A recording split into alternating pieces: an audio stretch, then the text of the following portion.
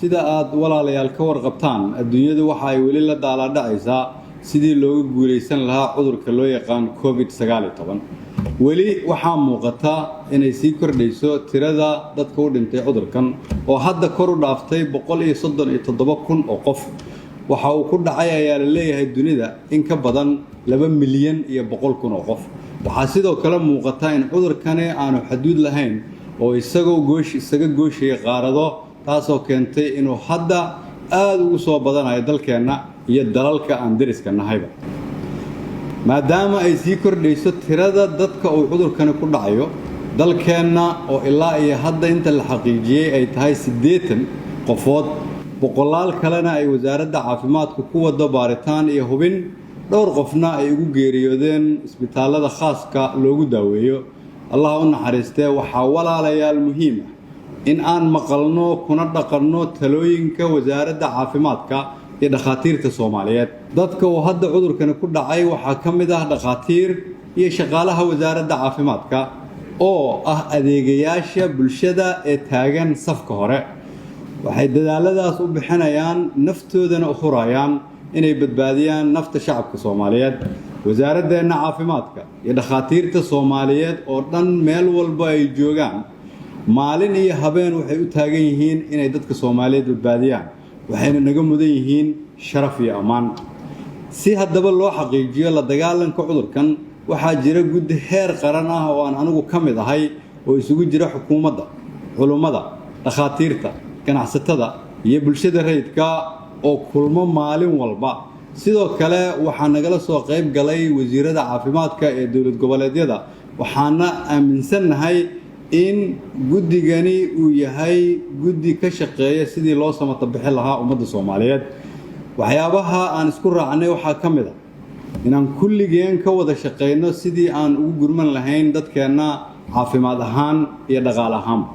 waxaan sii kordhin doonaa haddii Ilaahay yiraahdo xarumaha lagu daaweeyo cudurkan oo aan bilownay inaan qalab dhigno xarumo cusub waxaan badin doonaa baaritaanka si qof walba oo isaga shakiyo cudurkan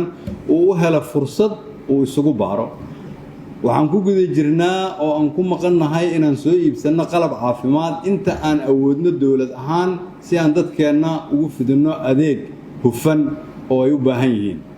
waxaan bangiga adduunka kala heshiinay inay noo soo iibiyaan qalab caafimaad ee aan hadda u baahannahay si aan ula dagaalno cudurkan qalabkaas oo aan rabno inaan geeyno isbitaalada inta ugu muhiimsan xukuumadda ganacsatada dhakhaatiirta bulshada rayidka iyo culimadu waxay wadaan dadaal xooggan oo loogu gurmanayo dadka Soomaaliyeed oo u baahan gargaar dadka Soomaaliyeedna waxaan ka codsanaynaa inay la shaqeeyaan guddigaas iyo dadka walaalahooda oo banaanka taagan si ay naftooda u badbaadiyaan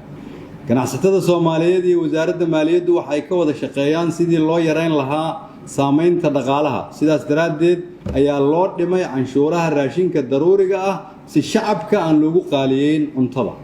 waxaan dawladaha Yurub iyo Mareykanka ka codsanay sidii bangiyada iyo xawaaladaha Soomaaliyeed shaqadooda loogu fududeyn lahaa maadaama ay dunidu gashay xaalad adag waxaan ka sugaynaa jawaab waqti dhow oo aan aaminsanahay inaan heli doono xal waxaan ka codsanay bixiyaasha in caawinaadaha ay bixin jireen ay u wareejiyaan dhinaca caafimaadka iyo taakulaynta danyarta oo cudurkani saameeyay nolol maalmeedkooda ganacsatada waxaan mar kale ka codsanayaa inay shacabka u turaan xaaladan adag ee lagu jira awgeed waxaan xasuusinayaa ganacsatada Soomaaliyeed in shacabka Soomaaliyeed uu yahay kii ganacsigooda bili jiray noloshooda iyo badbaadadooduna ay kulligeen waajibna saaran tahay culimada Soomaaliyeed ee sharafta leh waxaan ka codsanayaa inay sidii ay shacabka codkooda ugu gaarsiin jireen in badbaadada naftu ay ka muhiimsan tahay wax kasta u gaarsiiyaan kulana taliyaan in qof walba uu gurigiisa ku cibaadeysto waayo waajibaadka dhinaca diiniga ah waxa ugu horeeya badbaadinta nafta qof kasta oo awooda waxaan kula talinayaa in ay guryahooda joogaan si ay naftooda iyo nafta walaalahood u badbaadiyaan dhakhaatiirta Soomaaliyeed oo aan idin sheegay in qaarkood iyagoo badbaadinaya dad cudurkan ku dhacay iyagii uu ku dhacay waxaan leeyahay ayagana allaha badbaadiyay laakiin maanta waa maalintii aad wax u soo barateen bulshadiinna laydinkuna baahi badnaa ayna tahay maalintii la rabay dadaalkiinna inaad sii laba jibaartaan saxaafadda waxaan ka codsanayaa inay xaqiiqda u foojignaadaan mar haddii arrinkan laga hadlaayo uu yahay arrin caafimaad waa inaan loo gudbin shacabka Soomaaliyeed warar abuuraya khalqal iyo walwal caafimaad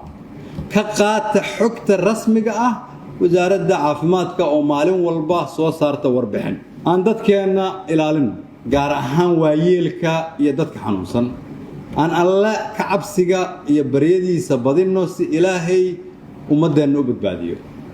waxaan rabaa mar kale inaan shacabka Soomaaliyeed xasuusiyo badqabka bulshada iyo badbaadintooduba maanta waxa ay ku jirtaa waa kala maqnaanta muddada cudurkani jiro inaad heladaada iyo asxaabtaada ka maqnaantay ama aad ka maqan tahay oo aadan booqan xilligan adag ayaa daliil cad waxay u tahay in qofkaas damiirkiisu uu xooggan yahay oo aad dadkaada ka ilaalinaysid dhib aadan la jeclayn dhab ahaantii masiibada maanta waxaa ka nabad galay kuwii qaatay waanada iyo waxsheegga kuwii dhageystay talooyinka bahda caafimaadka kuwaas ayaa ah kuwa inay haligmaan ka nabad galay shacabka Soomaaliyeed garab ay idinkaga baahan tahay dawladdiina iyo dhaqaatiirta ku howlan sidii cudurkan wax looga qaban lahaa sida wada jir ah dhagihiina ayaan ugu baahannahay mujtamac kasta noloshoodu ismaqal ayay ku xiran tahay aan dadkeena ilaalino gaar ahaan kuwa waayeelka ah oo u baahan in la siiyo daryeel laga ilaaliyo cudurkan inuu u soo dhawaado walaalayaal dawladdiinu waxay ka shaqaynaysaa wax walba oo dadkiina lagu badbaadin karo laakiin aan kulligeen ka hortagno faafidda cudurkan yaan loo kala harin oo yaan la isku halayn dalkeenna iyo dadkeenna Allah barakeeyo cudurkan ilaahay shacabka Soomaaliyeed ka badbaadiyo waa mahadsantiin